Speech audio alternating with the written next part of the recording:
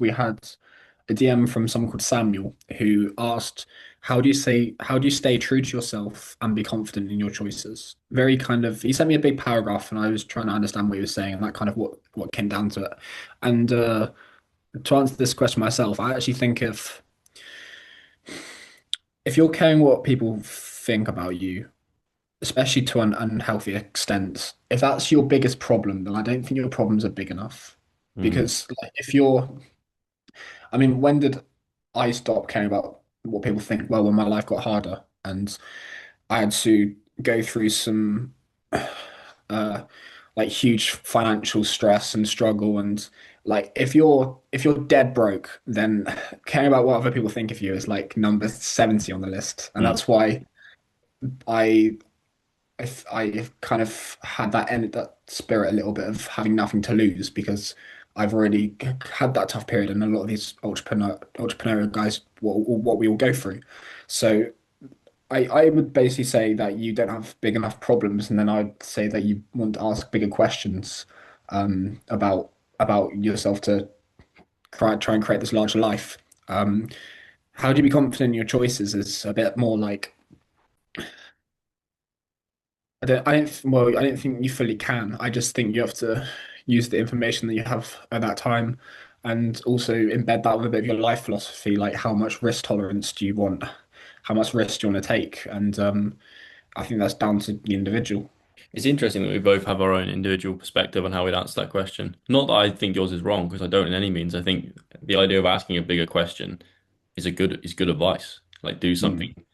do something that's like difficult but also meaningful enough that other people's opinions don't matter. That's a good point. But how I would answer it is any time that you look outside of yourself for approval or validation, you've gone drastically wrong. You know, Carl Jung said, those who look outside dream, those who look inside awaken. The answers to being true to yourself, which is the phrase that this guy has used, are actually in you. Because being true to yourself means living truthfully with what yourself wants and desires and believes, right? Not other people, not your parents, not the material world, not the education system, not bloody like what social media is trying to shove into your skull. What's inside.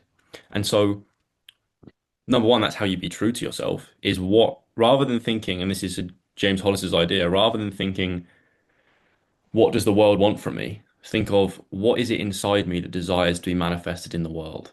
That's a fucking great shift. That's a fucking great shift. It's not then what does that this friendship group at school or what does my mum want me to do or what do I need to do to get a job so I can buy a house and buy a car or whatever that kind of bullshit. It's what feels like it will lead to a good life inside me, and then go and do that.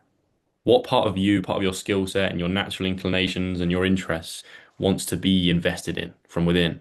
And that is what you mean by being true to yourself.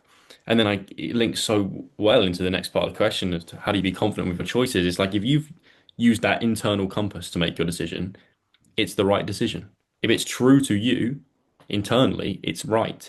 If you're looking out there, then there's always going to be uncertainty because you don't know if you can trust the forces outside of you. The only thing you know you can truly trust is that like intuition. And I feel like the same intuition that, some animals know the exact plant to eat when they have a certain illness. They're not reading books, they're not talking to a doctor, they just have this primal, instinctual knowing about what's right.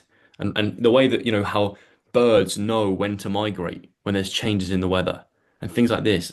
Animals have this connection to nature and their instincts that we seem to be disconnected from as humans, but I think it's still possible. There is this intuition. And from my own experience in life, decision I've made, if they feel in line with something core to me, and I'm quiet enough and mindful enough to listen to that voice, and that voice agrees, then I am confident in that choice, and there is no going back because I have to trust it because it does feel like the true me. So that's how I would answer that question.